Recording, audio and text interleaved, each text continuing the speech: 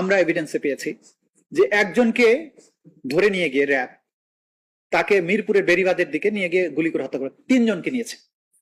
তার মধ্যে একজনকে প্রথমে রাস্তার উপর দাঁড় করে মাথায় গুলি করে দিয়েছে, পড়ে গেছে। আবার কিছু দূর আগাই গেছে, যাওয়ার পরে দ্বিতীয় জনকে গুলি করা হয়েছে। দ্বিতীয় জনের মাথায় যখন গুলি করা হয়েছে তার মাথায় অনেক ঝাঁকড়া চুল ছিল, তো গুলি করার পরে চুলের মধ্যে লেগে আগুন ধরে যায় চুলে। তখন সংশ্লিষ্ট যে পারপিট্রেটর সে হো হো করে হাসে, আরে দেখছিস গুলি করলাম, হারামজাদার চুলের মধ্যে আগুন ধরে গেল। এরপরে তাকে ফেলে রেখে আবার তৃতীয় আরেকজনকে গুলি করা হয়।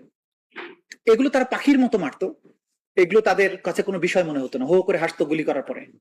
এবং আমরা এমন পারপিট্রেটরদেরকে পেয়েছি, এমন এভিডেন্স পেয়েছি যে গুলি করতো মাথায়, যখন জমটুপি পরিয়ে নিত, চোখ মুখ বেঁধে নিত, এবং তাদেরকে এক ধরনের সিডেটিভ পুশ করা হতো যাতে করে প্রতিরোধ করতে না পারে।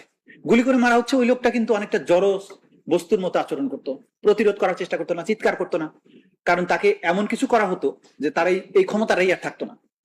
তো মাথায় যখন গুলি করতো, মাথায় গুলি করলে মগজ এবং রক্ত ছিটে এসে হাতে লাগতো। প্রথম দিকে সে হাতে এক ধরনের মোজা ব্যবহার করত যাতে না লাগে, পরবর্তী সময়ে তার এটা নেশা হয়ে যায়, রক্ত এবং মগজের উত্তাপ হাতে না লাগলে তো আর ফিলিং আসতো না, তখন সে খালি হাতে এটা করত। সে যখন নদীর গুলোতে গিয়ে ক্রস ফায়ারে মানুষ মারতো, নৌকার খোলের মধ্যে নিয়ে বন্দীদেরকে নিয়ে যেত, মানে প্রথমে গাড়িতে করে নদী পর্যন্ত নিয়ে যেত, সেখান থেকে মানুষজন সরিয়ে রাতের আধারে সেগুলোকে ট্রলারে উঠানো হতো, ট্রলারের খোলের মধ্যে রাখতো, মাঝ নদীতে বা মাঝ সাগরে ভাটার সময়, জোয়ারের সময় এগুলো হিসাব করতো, সেখানে নিয়ে যাওয়ার পরে গুলি করে একটা একটা করে মেরে ফেলে দিত। ফেলে দেওয়ার আগে আবার পেটটা কাটতো, নাড়ি ভুড়ি বের করতো, সিমেন্টের বস্তা বেঁধে দিতে, ফেলে দিত।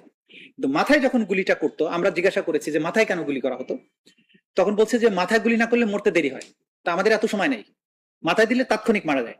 তো মাথায় গুলি করার আগে মাঝখানে একটা বালিশ রাখতো যাতে মগজ এবং রক্ত ছিটে মুখে না আসে, ততদিন খুশি তাদের গোপন কারাগারে বন্দি রাখতো। তারপরে কাউকে যদি মনে করতো যে এটাকে আর বাঁচা রাখার দরকার নেই, তাহলে তাকে ওরা বলতো জি করা, গল্ফ করে দেয়া, তারপরে নিয়ে কোনো গোপনে নদী নালায় খাল বিলে মেরে ফেলে দিয়ে আসতো। কখনো লাশ পাওয়া যেত, কখনো পাওয়া যেত না, আনআইডেন্টিফাইড লাশ হিসেবে আবিষ্কৃত হতো।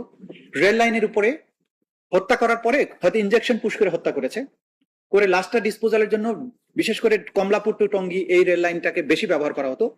লাশটাকে রেল লাইনের উপর শুয়ে রেখে তারপরে দাঁড়িয়ে থাকতো ট্রেন কখন আসবে, ট্রেন আসতো, ছিন্ন বিচ্ছিন্ন হয়ে যেত, চেনার কোনো উপায় থাকতো না, তারপরে ওনারা চলে আসতো।